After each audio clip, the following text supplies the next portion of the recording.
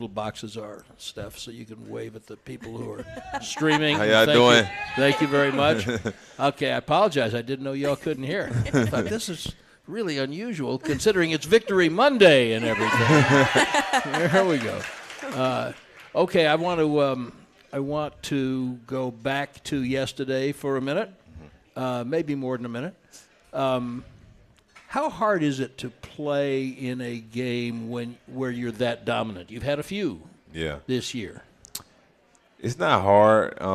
This is probably my first year being on a team where, we've been blowing out teams like we have on the big wins we have. But each game is different. You got to go in it with the mindset it's going to be a 60-minute ball game and just go out and just play hard, and because you never know, it's any given Sunday. You got to put your best foot forward and be ready for whatever type of game you're going to get. How much more? I'm sorry. Go ahead. How much more focused do you have to be in playing in those games, because it can be kind of challenging to not let those type of games slip away?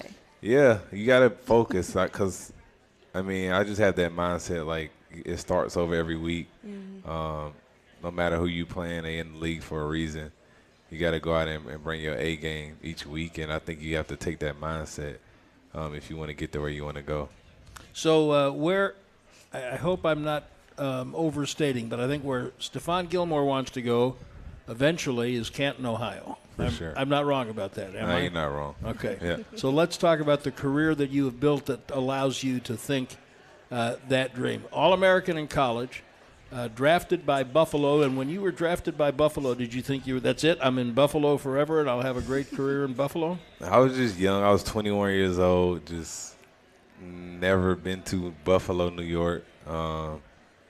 Just wanted to be great. That was my mindset. I wanted to be great. I wanted to prove to people I can be, one of the best corners to play the game.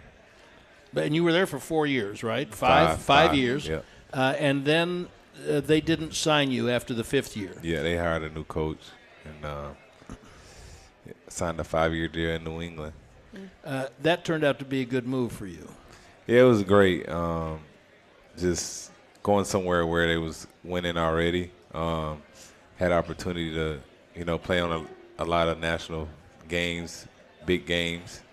And I think that's when my career took off, because I think I was making plays in Buffalo. It was just we was losing a lot, and it's hard to be noticed sometimes. So I think that was a big move for my career. Well, when you win 2 Super Bowls, you'll get noticed a little bit, right? For sure, yeah. Okay. Yeah. So most players play. That's the reason most players play. Yeah. When you've won one, and then when you've won another one, how do you maintain the hunger? I just love the game. I love playing the game. I've been playing since I was 6, 7 years old, and the thing that keep me going is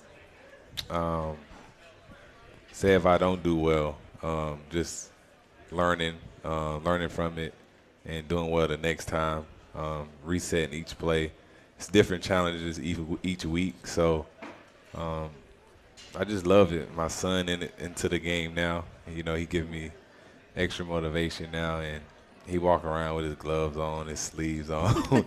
Like, it's still fun for me, and I'm just going to keep playing until I can't no more. Well, one of the reasons that I mentioned the Hall of Fame, one of the first conversations I had with Stephon when he signed here was I remember the 2019 season when he was the Defensive Player of the Year in the NFL. And cornerbacks don't win that award.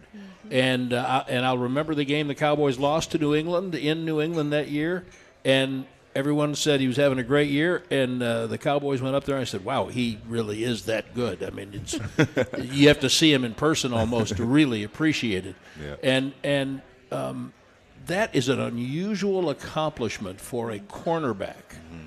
How do you think you achieved that, and what did you get from that? I think that year, we had a great team. We had a great defense. But I think that year I was covering whoever's the opposing team's best receiver, whether he was in the slot, outside. I was covering him man-to-man, and I was making plays on the ball. I think I had like 7 picks. and I was shutting guys out. So I think that's what opened people's eyes. And I did it literally playing man. I wasn't playing zone. So wherever he went, that's where I went. Defensive Player of the Year, you won Super Bowls, 5-time Pro Bowler. I mean, how do you remain so humble with all the accolades that you've made? I kind of learned when I was in New England. You know, I try to take that mindset where, you know, no matter what you did last year or the year before, you got to prove yourself every year. And you know, it kind of stuck with me ever since I've been there, and I just try to just live in the moment and be great in the moment. How much did that head coach have to do with that? I don't know him, but he seems like the kind of guy who would encourage you to be humble. Yeah, for sure. I mean, honestly, he taught me a lot about the game, discipline, just being a great teammate and being a hard worker. And he didn't really tell you how great you were. It was kind of expected there. But, you know, like I said, he taught me about the game. I wouldn't be the player I am today without him, for sure. So these NFL travelogues just fascinate me. So you're one of the top players in the league, and then the next thing you know, in fact, funny, the Cowboys are going to Carolina this week because a couple of years ago you were there. Yeah.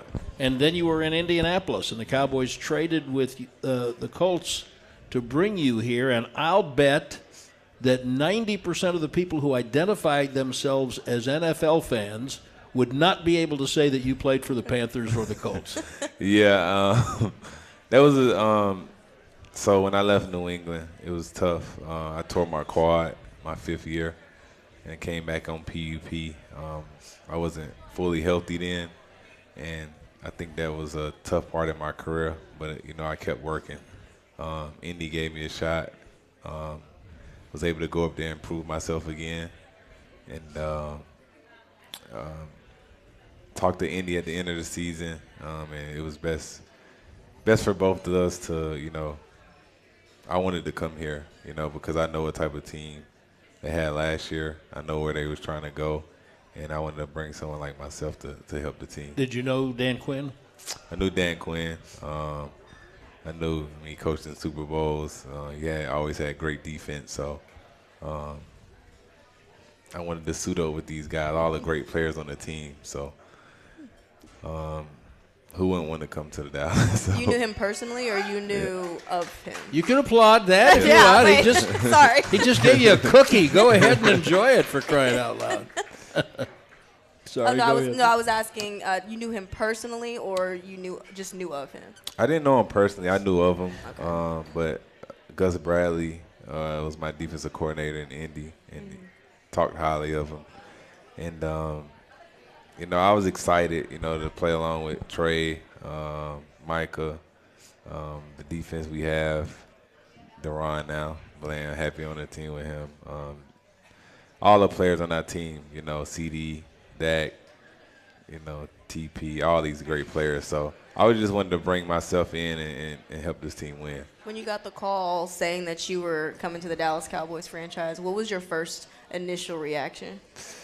Man, I was so excited. Everybody hit me up because, like, where I'm from, it's all Cowboy fans. You know, they love their Cowboys, and, you know, for sure. And I was excited, you know, my uncle a fan, just to put the star on, just to be a part of a great franchise and play with some great players. And a lot of players that I looked up to play for this organization. Like? So, I mean, obviously prime time, you know, Michael Irvin, Emmett. There's a lot of great players that play here. So Troy Aikman. It's inevitable in an NFL season that a team changes as the season goes on. And so when you got here and everybody went to training camp, came home from training camp, there was so much excitement about you wanted to be an elite defense. Now you've lost 2 players off of that for the year, in Trayvon Diggs and Leighton Vander Esch. And so the defense has had to morph. How have you done that? In what ways? I think a lot of our guys stepped up. Bell has stepped up and been playing great. Deron has stepped up and been playing great. So it sucks to lose those guys because I felt like, especially with Trey and Van Der Esch, but I was really, growing close with Trey and trying to teach him everything I knew. And I think he was going to have a great year, but to see him go down was tough for me. And Van Der Esch, he's our leader. He's a control in the middle, and that was tough too. But I think a lot of guys stepped up, and that's what you have to do in this league. The younger guys stepped up, but they had vets like you, Malik, Dono, to help them, really grow. How have you seen those guys just develop? I mean, you mean the young guys? Yeah, the young guys. Oh, yeah. They've been great, One thing I think that's not surprising, but I really admire is they even kill. They don't get too high, too low. They embrace every challenge, and they're ready for each moment. Well, we're gonna talk a little bit about how Stephon's role has changed. We're only halfway through the season, so there's a lot to go yet. And Stephon Gilmore is going to help us understand what is coming up in that regard. We're delighted to have everybody with us, and delighted that everybody at Sidecar Social can hear us now that we fixed that glitch. We do want to remind you, next week with Thanksgiving week, we will not have a show on Monday night. It's just way too compacted a week for the players, but we will have a show a week from Monday, even though there's another Thursday night game, because then they'll be on a 7-day schedule. But all you really need to know is we won't have a show here next week. And there is one other thing you need to know, and that is that. Yes, this show is brought to you by Albertsons. What a segue. When it comes time to shop for tailgate favorites, go to Albertsons and Tom Thumb to get 10% off your groceries every Dallas Cowboys game day. When you wear your Cowboys jersey, Albertsons and Tom Thumb, the official supermarket and pharmacy of the Dallas Cowboys. Stephon Gilmore is our special guest. We'll be right back on the Cowboys Hour.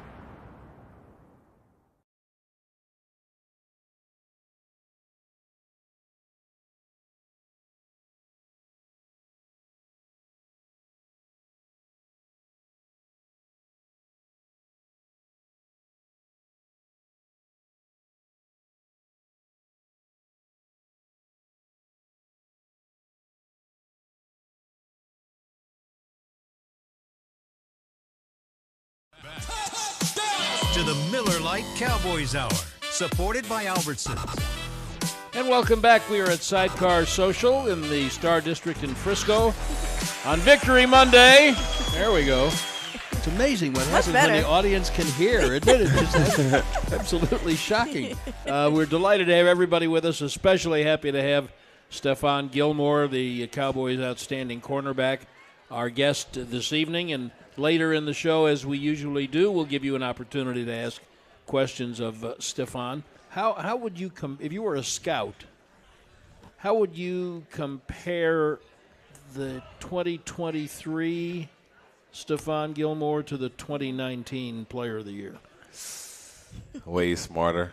I think it's nothing I haven't seen. I've been playing for 12 years, but, that wasn't that long ago. But I'm smarter. Different scheme. So, kind of got to play a different way sometimes. But, I'm not that far off.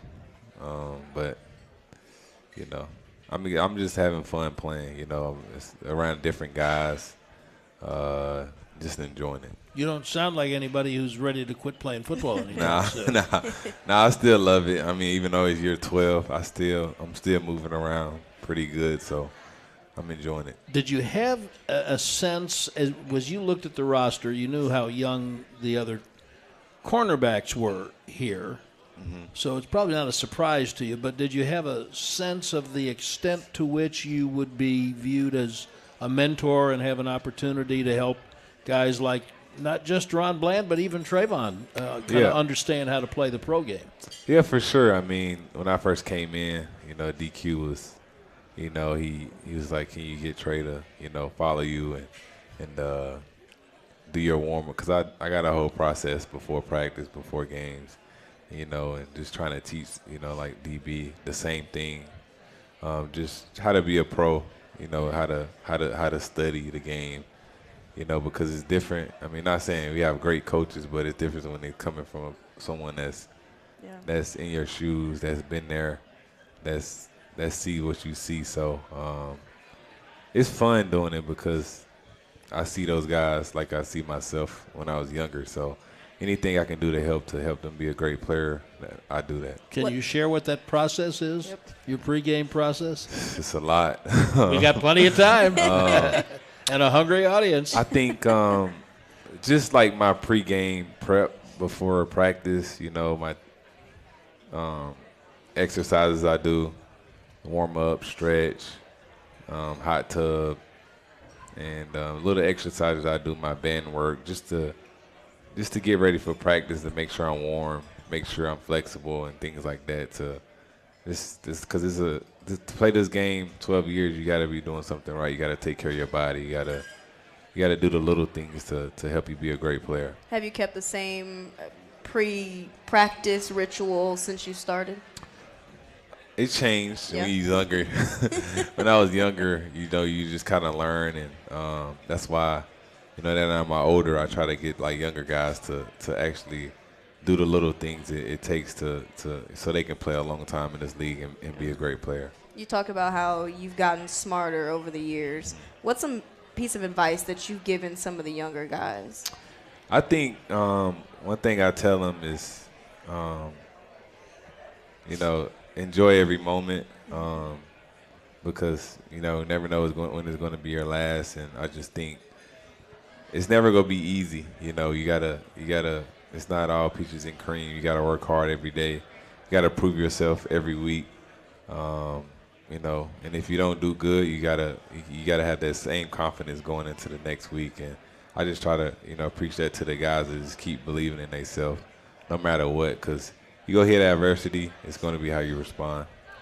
Did the approach that other teams came at you guys with change when Trey went out? I would think that they would probably say, well, we don't really want to test Gilmore, but I know I don't want to throw over there. And then when Trey is not there, then maybe they would try to take a shot at the young guy. And did teams change? I think, I think obviously at being an older player, I think teams would try younger guys a lot instead of an older guy that's experienced. that's been playing the game, and Donon has been capitalizing on his opportunities, and I think it's exciting to see because I see how hard he worked. Even in the meeting room, watching film, the way he practices, it's just fun to see. Can we talk about him for a minute? Because especially through your eyes, I mean, you're an expert on the position, and he's a 5th-round draft choice from Fresno, and nobody outside of the scouts paid much attention to him being here. Nobody thought he was going to be what he is now. Yeah. So I think the first question I would have for you is, what is he now, and what's his ceiling? I think because I didn't know, I knew him, but I didn't know his story. I think he went Division II, and then he transferred to D1 school, and then he went 5th round. So he was always working his way up, and I think he's always a great player. He just had to prove himself, every year. And I think since I think he had like 6 picks last year, but I think he's growing. One thing about him that stick out to me, he act like he in year 5, but he only in year 2. He's very mature. He's even keel. He's kind of laid back, quiet, and he watched a lot of film.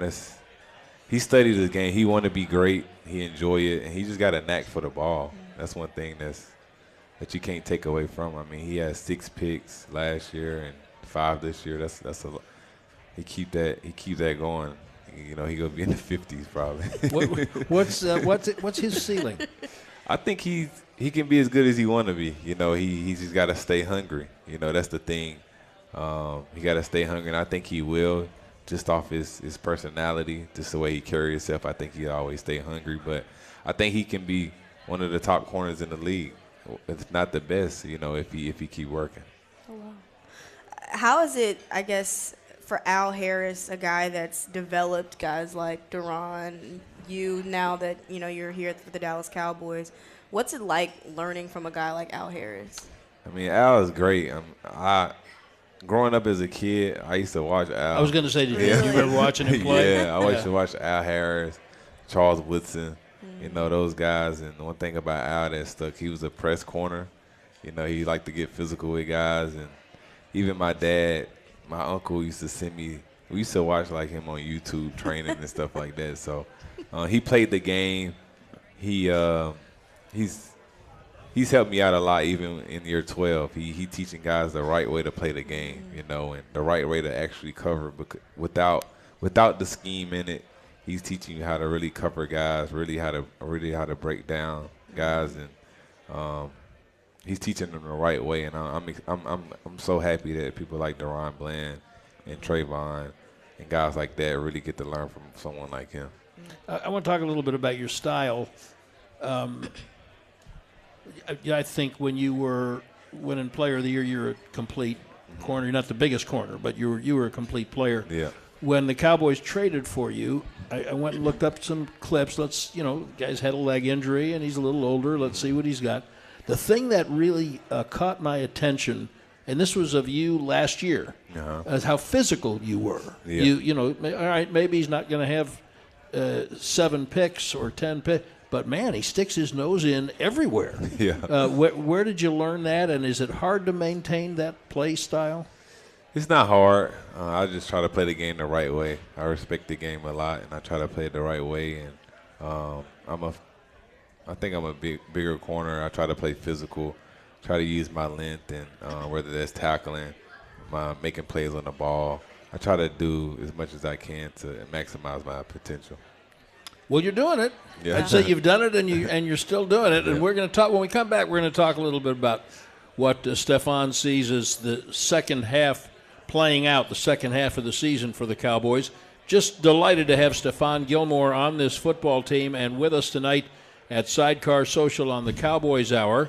And who's bringing us the Cowboys Hour, Nicole? Luke Casey, the official bootmaker of the Dallas Cowboys. We'll be right back.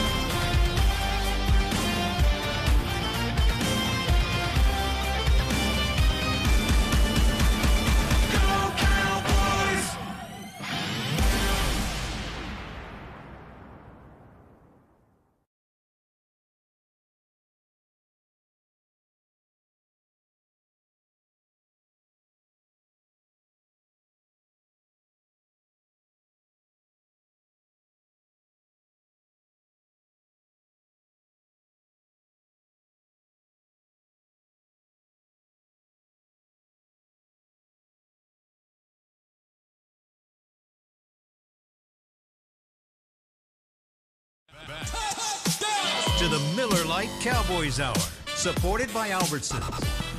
From Sidecar Social in the Star District in Frisco, welcome back. It's Victory Monday on the Cowboys Hour. There we go. Delighted to have Cowboys cornerback Stephon Gilmore with us this evening. And again, no show next Monday because it's Thanksgiving week and nobody's got time to even turn around. I mean, really, you know. How? By the way, had you played a whole lot? Have you played many Thanksgiving games? None. This None. is my first one. So now people play on Thursday night now. Yeah. Have you played a lot of those? Yeah, Thursday night, yeah. So it's kind of, but it's not the same thing? It's not the same. Say why. Because it's like the Thanksgiving game. I guess that's when they bite the turkey leg. Yeah. It's different. So the fact that it's Thanksgiving is Nicole. She like, well, what are you talking about? I knew. Must I be knew my where first you were one, going. too. You were probably thinking about being a kid and watching John Madden break out the turducken, right? That's what you were thinking of. I don't think they do that anymore. I think that left with John. Is it different because it's Thanksgiving? Yeah, it's different because it's Thanksgiving. Because normally, I mean, all my years, we usually get up in the morning and practice and then have Thanksgiving off. But got a game, so it's different. Are you still going to be able to celebrate Thanksgiving like later in the day? Yeah, I'll be able to celebrate. Yeah. I don't eat like bad, so Oh. I try to stay eating the same thing, but I'm going to enjoy it after that for sure. Well, how do you trick your body to get ready to play a game on Thursday? Most guys who have been in the league 12 years that I've known, they don't start feeling human till Thursday.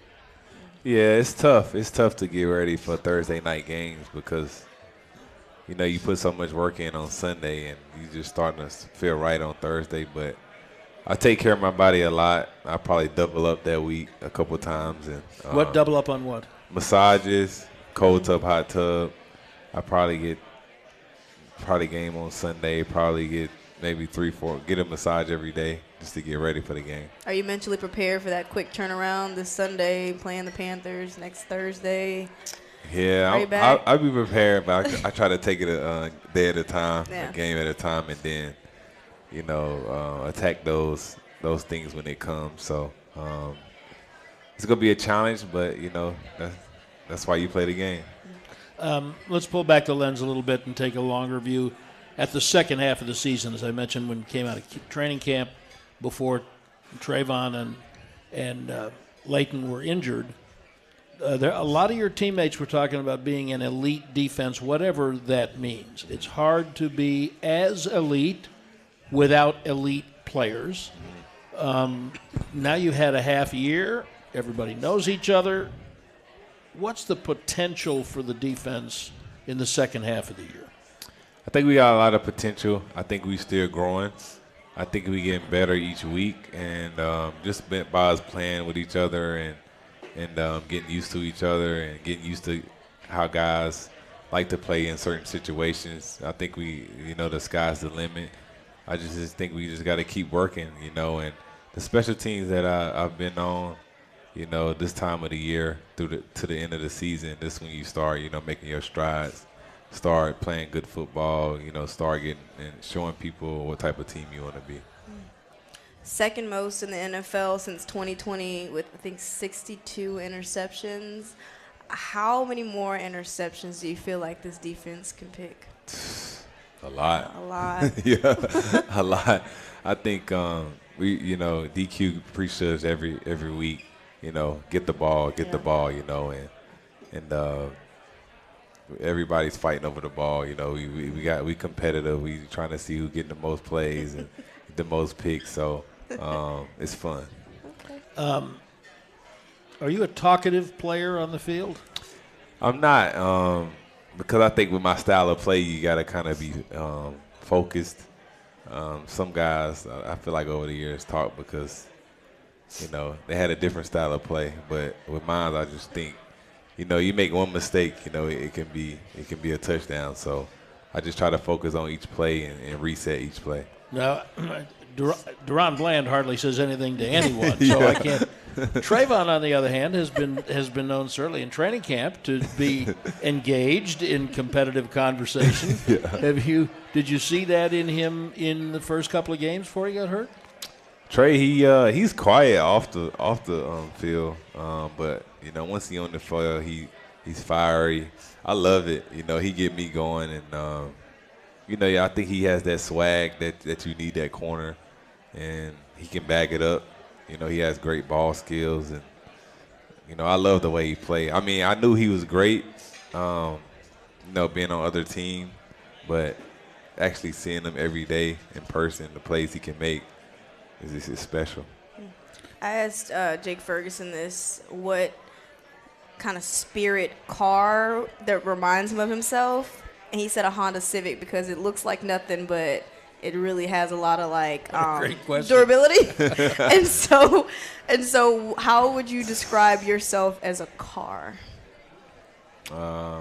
Since you said you're not vocal on the field. I'll say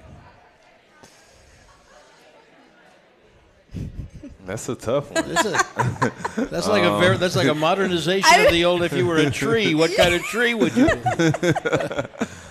I say I got a Lamborghini SUV, so that's what I am. All right, there you are. There you I can't go. be the low one because I'm not that fast, but I'm bigger, but I'm faster. So Okay. So now we know you have great taste. Where else do your tastes run to the luxurious? I think I like fishing a lot, and I have a place in Florida that me and my family go down and fish here and there, and that's pretty much it. I like spending time with my family and kids in sports, spending time with the wife and enjoying life. Yeah, but I'm talking about the equivalent of the Lamborghini. I mean, like, do you have a big House, fishing maybe? boat? House? Nah, just house. I got 2 homes. Okay.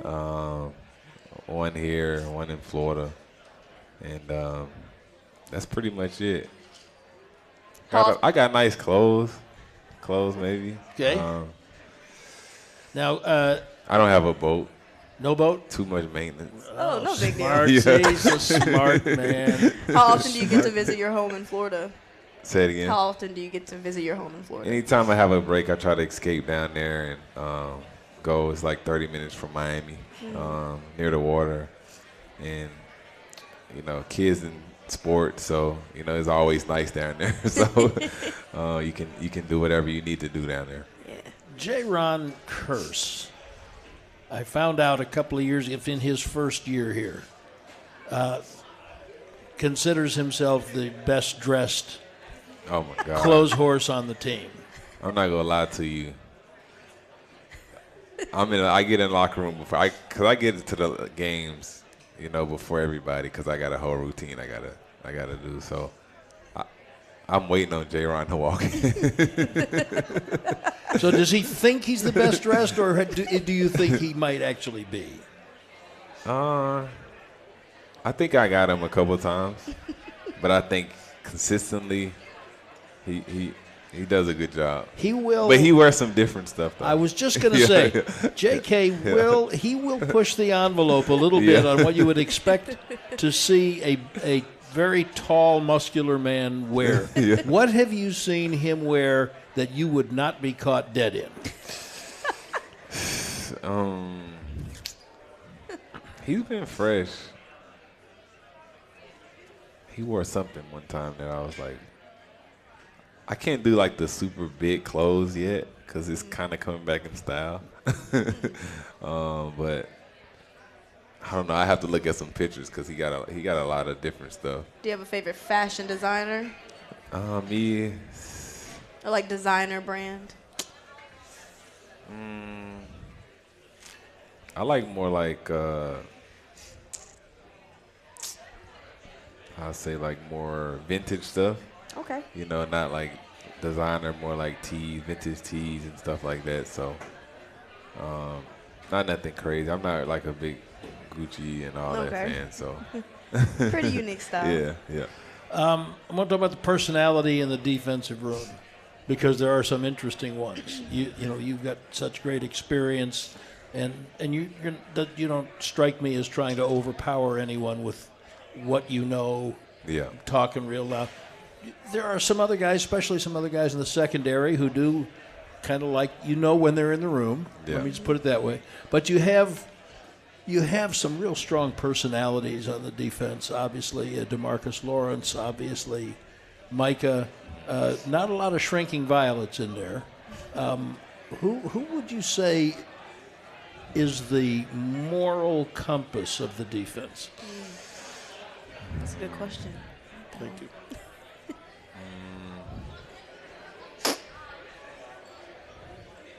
We gotta let's see. Like if I say to you, who owns that room when the whole defense is in the room? Who's in charge? I think I'll say J.K. J-Ron, DeMarcus, and I think those two, because I think when those guys talk, everybody listen. If they have something to say, if something's not going right, those guys will step up and say something and get the room right. Interesting. All right, we're going to take our last break and come back and look ahead at the visit to the Carolina Panthers. And we're going to take questions from our audience here at Sidecar Social in the Star District in Frisco. This is the Cowboys Hour with our special guest, Stephon Gilmore. And it's big, it's good, and it's only for Cowboys fans. The Cowboys Special from the Cowboys and Papa John's. A large one-topping pizza for only $9.99. Ordered today. Better ingredients, better pizza. Papa John's, the official pizza of the Dallas Cowboys. Sorry, we'll be right back.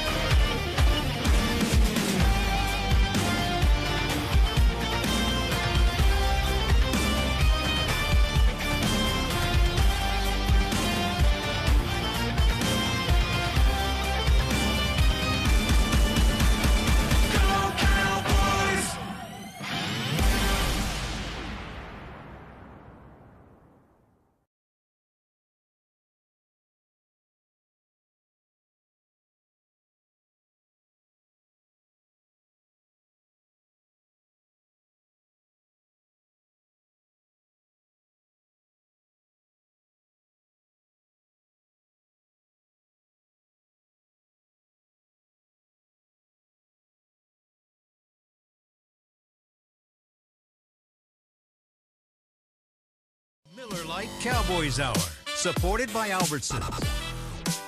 Welcome back. We're at Sidecar Social in the Star District in Frisco on the Cowboys Hour on Victory Monday. Woo! Brad Sham and Nicole Hutchison and our special guest, Stephon Gilmore, the Cowboys cornerback. I noticed that you, what year was it that you asked for a number change? Were you in Buffalo or you changed from my rookie year? Maybe you went from 27 to 24? Yeah, my second year. I always wanted 24. Because I thought some of the players that I looked up to wore 24, like Charles Woodson, Darrell Reeves, Champ Bailey. So I always wanted to wear 24 when I got to the league. But a veteran had 24, so I definitely couldn't wear it. So when he left, I got 24. Now, how did you come to get 21? Did you ask for 21 here? Because I think 21 kind of opened up freely, and I think here, they don't retire numbers. Right. And I think 21 is a special number here, and a lot of great players done wore 21, and, it just fit me well. What number did you have growing up playing football? 5. I was 5, yeah. Okay, so 5, 24, 21. Yeah. Okay. Yeah. Okay. Are you trying to find a pattern? I was trying to do something, but it didn't work. Let's take some questions from the audience. Hey, what's up? Good morning. My name is Corey. Before I ask you a question, I just want to say I'm from South Carolina, too, so it's good to see somebody from South Carolina play for the Cowboys. Appreciate you. No problem. So my question is, I know back in training camp, C.D. Lamb was talking about how smart you was as a defensive, like the way he lined up, you can know certain routes without giving it too much details. How does that happen? Just I guess a lot of film studying from you, or just certain giveaways from? Yeah, I think a lot of film study and a lot of just playing over the years, just because offenses don't change. They may try to make it look different, but they all run the same stuff. And I just try to study a lot to make the game so much easier for me to be great at it. And, if you study, it's like taking a test. If you study super hard on it, you're going to ace it. And I take that same mindset with film study. Corey, thanks. Obviously, C.D. Lamb's having a ridiculous run right now. Oh, yeah. How have you seen him grow as a receiver from the time you walked in the door here? Yeah, I think C.D. has grown a lot. I think he want to be great. Just the way he practiced, that's one thing that stick out with me. He make those same plays in practice, so it's not no surprise, when he does it in the game. So just seeing, and I think that's the process of being great. Just doing it over and over each day, and on Sundays. He's explosive, great route runner. Man. For you that gets to face him every day in practice, what's it like having to guard somebody like C.D. Lamb? He's tough. He's tough to cover, but I get him right. But they could all be covered, can't they, Steph? Come on. Have you ever played one that you said, I cannot cover this man? I'm gonna tell you someone that gave me trouble. I was young. I wish I would have covered him like in year 4 or 5. Was Calvin Johnson. That's a big man. He's huge. He was 6'6", 245, strong, fast.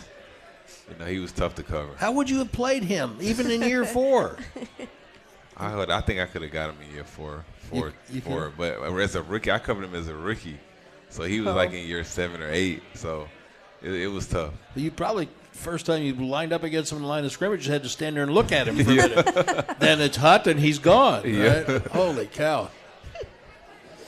Since we won't be back until after the Thanksgiving, want to wish all the players and the coaching staff happy Thanksgiving. Thank you. Going back to when you were growing up, what was Thanksgiving like? The traditions, and are those traditions still carrying on to your new family? Yeah, for sure. We did the traditional, grandmama, granddaddy cooked Thanksgiving dinner. Had all the in-laws, all the grandkids in for dinner. Just a traditional Thanksgiving. But now it's tough because, I don't live back home. I have to fly everybody here. I'm the oldest of 6. So everyone's spread out, but, we still try to FaceTime if we can't get together, or they come to my house on Thanksgiving. So we still try to keep that same tradition. How many of the other 5 and extended family are going to be here next week? My mom and dad probably will. My sister just had a twin, so she may not be here. And my little brother played for the Lions, so he ain't gonna be here. No, he'll be working. Yeah, he'll be working. He'll be working. And my other two sisters live in Boston. They might can make it. And they'll let me know. Okay. Yeah. Hi, Stephon. My name's Tony. When you first got here, a lot of the defensive backs, when they were asked about you coming to the team, they gave you the utmost respect and how you were able to teach them things that they needed to know about the position. With that said, is there coaching in your career? I think I could do it. I think I could teach guys. I mean, Izzy to say Izzy.